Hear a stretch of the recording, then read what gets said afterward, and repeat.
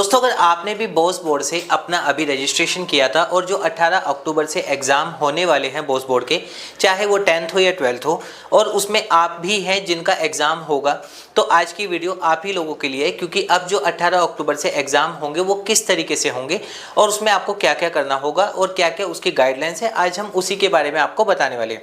और इससे पहले हम बात करते हैं कि जैसे कि आज 10 अक्टूबर है, अगर आज की हम बात करें, बॉस बोर्ड के जो असाइनमेंट सबमिशन था उसकी आज लास्ट डेट है। यानी 10 अक्टूबर तक अगर किसी ने असाइनमेंट सबमिट नहीं किए तो 100% है कि उनका रिजल्ट जो है वो फेल हो जाएंगे और वो क्लियर नहीं आएगा। अब इसमें क्या है, आज भी आप चाहें तो अपना असाइनमेंट आज कंप्लीट कर सकते हैं पूरा का पूरा।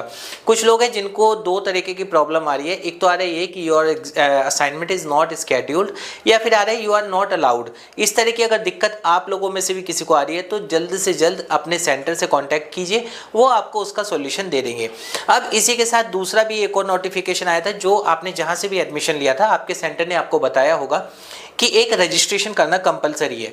रजिस्ट्रेशन लिंक सभी को व्हाट्सएप मैसेज किया गया था, जिसमें कि आप रजिस्ट्रेशन करने के बाद क्या है कि आप एग्जाम देने के लिए अलाउ हो पाएंगे। और वो रजिस्ट्रेशन अगर आप 14 अक्टूबर तक नहीं करते हैं तो चाहे आपने 10th में एडमिशन लिया था या 12th में एडमिशन लिया था, आप अपने एग्जाम नहीं दे पाएंगे। तो ये दोनों के दोनों ही जो है कंपलसरी है कि ये आपको देना ही देना है। इसके बिना आप लोगों का जो रिजल्ट है उस पर इफेक्ट पड़ेगा। अब बात करते हैं नंबर 3 कि इसमें क्या मॉक टेस्ट भी होगा। तो आपका जो है 15, 16, 17 3 दिन आप अपना मॉक टेस्ट दे सकते हैं। मॉक टेस्ट देने से आपको बेनिफिट क्या होता है, आपको बता दूं, मॉक टेस्ट का कोई नंबर तो जुड़ता नहीं है, बट मॉक टेस्ट देने से क्या होता है, आपको ये पता लग जाता है कि एक्चुअली एग्जाम का पैटर्न कैसा रहने वाला है, कितने ऑब्जेक्टिव होंगे, कितने सब्जेक्टिव होंगे, सब्जेक्टिव में आपको कैसे अपलोड करना है, ये सब चीजें आपको आराम से पता लग जाती है।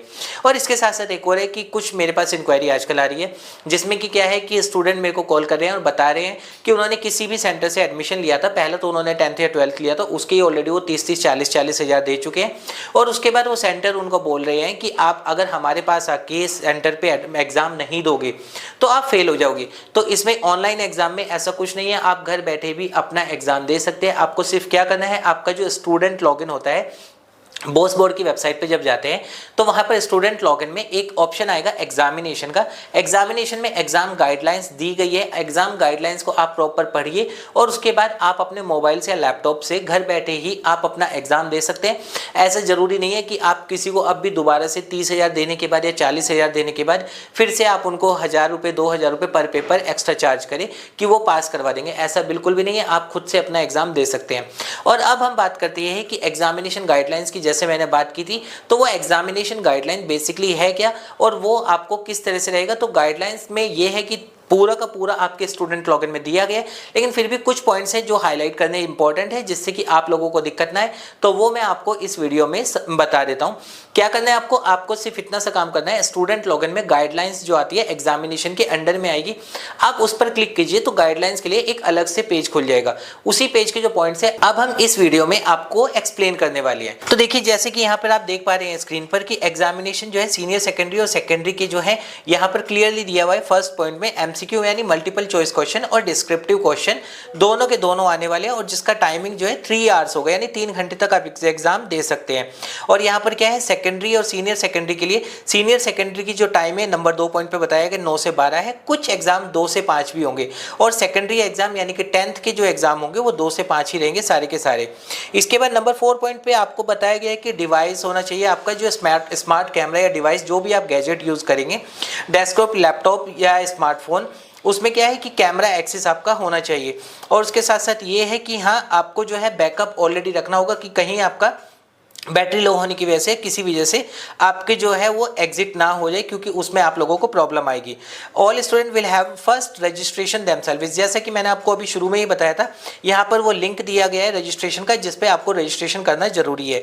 अगर आप ये रजिस्ट्रेशन नहीं करते हैं तो आप एग्जाम के लिए अलाउ नहीं होंगे। और रजिस्ट्रेशन की लास्ट डेट जो है वो यहाँ पर दी गई है कि 14 अक्टूबर तक आप रजिस्ट्रेशन कर सकते हैं। नंबर 6 पॉइंट है जो इसमें, please insert the details without any mistake. कई बार क्या होता है कि आप क्या करते हैं, एक गड़बड़ कर देते हैं कि अपना रजिस्ट्रेशन नंबर ही गलत डाल देते हैं, या फिर जब आपने रजिस्ट्रेशन किया था तो मोबाइल नंबर अगर आपने चेंज किया था तो जो आपने चेंज किया वही मोबाइल नंबर आपको डालना है, और डेट ऑफ बर्थ वगैरह आपको सब कुछ चीज़ें जो है एग्जैक्टली वही डालनी जो आपने रजिस्ट्रेशन के टाइम पर दिया था। अब यहाँ पे नंबर 7 पॉइंट मॉक टेस्ट के लिए कि मॉक टेस्ट किस लिंक पर आप देंगे, वो लिंक यहाँ पर दिया गया है। नंबर 8 पॉइंट की हम बात करें तो इसमें सिर्फ रजिस्ट्रेशन के बारे में दिया है कि हाँ, in order to give mock test और examination you will have to enter your registration number और enrollment number, register mobile number and DOB। ये सब यहाँ पर बताया गया है कि आपको किस तरह से उसको मॉक टेस्ट को देना है। नंबर 9 पॉइंट जो है, you are advise to appear the mock test to developing your comfort level. Actually mock test का मतलब ये होता है, जैसे मैंने आपको शुरू में भी बताया कि इसके कोई मार्क्स नहीं जुड़ने वाले हैं, बट ये रहेगा कि अगर आप इसको ऐड ऑन करते हैं, आप इसको दे देते हैं, तो आपको पता लग जाएगा कि कितने मार्क्स का कौन कौन सा पेपर होना है और उसमें आपको किस तरह से लिखना है। It is compulsory to register yourself in examination and give mock test. जैसे कि मैंने आपको बताया था कि 14 अक्टूबर से पहले पहले आपको रजिस्ट्रेशन कर लेना है, ये उसी के बारे में। एडमिट कार्ड का आपका ये है कि आप अपने स्टूडेंट लॉगिन में एडमिट कार्ड वाला जो ऑप्शन आता है वहां पर आप अपने एडमिट कार्ड अब चेक कर सकते हो और डाउनलोड कर सकते हैं। नंबर 13 पॉइंट जो है उसमें आपका सिर्फ इतना है कि डिस्क्रिप्टिव क्वेश्चन जो होंगे उसके लिए आपको रूल्ड लाइंस जो है पेपर शीट यूज करनी है। अब रूल्ड लाइन क्या है कि लाइनिंग वाली जो पेपर शीट होती है वो आपको यूज करनी है, और उसके बाद शीट को जो है आपको आंसर को अपलोड करना है। अब एक एग्जांपल लेते हैं कि आपका पहला क्वेश्चन था, तो आपको क्या करना है, पहला क्वेश्चन उसका क्वेश्चन नंबर 1 का यानी कि आंसर नंबर 1, और आंसर नंबर 1 के जो आप हैंड रिटन करेंगे, कंप्यूटर टाइप बिल्कुल नहीं होगा। अगर आपका क्वेश्चन 2 या 3 पेजेस का है तो P1 P2 P3 ऐसे करके आप पेजेस पे कर सकते हैं, और हर पेज पे आपको रजिस्ट्रेशन नंबर लिखना जरूरी होगा, और उसके सामने आप अपना आंसर अपलोड कर देंगे। इसी तरह से क्वेश्चन नंबर 2, क्वेश्चन नंबर 3, 4, 5 जितने भी क्वेश्चन होंगे वो आपको करना है। Every sheet should have registration number, जैसे कि मैंने आपको बताया था कि हाँ, हर शीट के ऊपर आपको अपना रजिस्ट्रेशन नंबर लिखना कंपलसरी है। अब नंबर 13 पॉइंट क्या है, after uploading the answer sheet and completing your paper you must click on save and submit. आपको ये सेव और सबमिट हर पेपर पे करना है, जिससे कि आप नेक्स्ट पे जब जाएंगे तो आपने जो पहला आंसर दिया है वो सेव हो जाए, वरना आपको ये दिक्कत आती है। अब इसके बाद क्या है, in case of any query और डाउट और genuine trouble like login issue और server issue you can contact to your concern representative. जहां से भी आपने एडमिशन लिया है उनसे आप कॉन्टेक्ट कर सकते हैं अगर आपको कोई प्रॉब्लम आती है। अब इसके बाद जो नेक्स्ट है, नेक्स्ट में आपको बताया गया है कि स्केड्यूल एग्जामिनेशन केयरफुली आपको देखना है कि कब आपका कौन सा पेपर है, जो कि आप एडमिट कार्ड डाउनलोड करेंगे तो वहां से आप देख पाएंगे। उसके बाद ये है कि डिवाइस और गैजेट का आपको ये है कि ऑलरेडी चार्ज हो, कोई दिक्कत ना हो, इंटरप्टेशन ना हो, ये सारी चीज़ें आपको देखनी है। आपको अगर कोई इंस्टेंट मैसेंजर है, जैसे कि स्काइप होता है, MSN होता है, गूगल टॉक होता है, या फिर आजकल व्हाट्सएप भी हम यूज़ करते हैं जो, तो वो सब चीज़ें आपकी ऑलरेडी बंद होनी चाहिए जब आप लैपटॉप से दे रहे हैं अपना। उसके बाद क्या है, आपको हिस्ट्री अपने मोबाइल की और लैपटॉप की, डेस्कटॉप की, जो जिससे भी आप देंगे वो आपको हिस्ट्री सारी के सारे डिलीट कर लेनी है। और खास तौर पे आपको एक और बात याद रखनी है कि आप ऐसा बिल्कुल ना करें कि कभी आपका जीमेल आईडी खुली हुई है और भी खुले हुए हैं तो उसमें आपको लॉगिन में प्रॉब्लम आती है। उसके बाद क्या है, number 5 point, at the beginning of the examination click the link only once at launch the application. आपको जो लिंक मिलता है उस पर एक ही बार आपको क्लिक करना है, जिससे कि एप्लीकेशन आपका स्टार्ट हो जाए। Login properly through the link and login details is provided. जो भी आप लॉगिन डिटेल्स वगैरह डालेंगे वो आपकी प्रॉपर होनी चाहिए।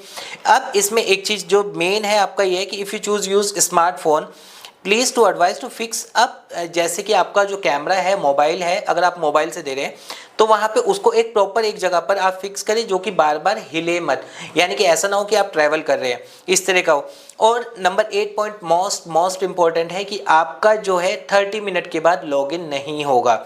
यानी कि अगर किसी का एग्जाम, अगर एक एग्जाम्पल लेता है सुबह 9 बजे है तो 9 बजे से लेकर 9:30 बजे तक ही आप लॉगिन कर सकते हैं। 9:31 पर वो लॉगिन बिल्कुल नहीं होगा। इसी तरह से 10 बजे का है, अगर 2 बजे का है तो 2 बजे वाला 2:30 के बाद लॉगिन नहीं होगा। और अगर उसमें आपको कोई प्रॉब्लम आती है तो अपने जहां से भी आपने अपना जो आपका सेंटर है उनको इंस्टेंट आपको कांटेक्ट करना होगा, जिससे कि ये प्रॉब्लम का सॉल्यूशन हो जाए। फ्रंट कैमरा आपका मोबाइल लैपटॉप में कंपलसरी है कि वो आपका ओपन रहना चाहिए और इसमें आपको खास बात ये भी याद रखनी है कि हाँ, आप किसी से बात वगैरह ना करें, क्योंकि इसमें माइक्रोफोन एक्सेस जब मांगता है तो वहाँ पर अगर आप बात वगैरह करेंगे तो उसका मतलब होता है कि अनफेयर आप जो है एग्ज़ाम वगैरह दे रहे हैं, जिससे आपके एग्जामिनेशन पर इफेक्ट पड़ सकता है।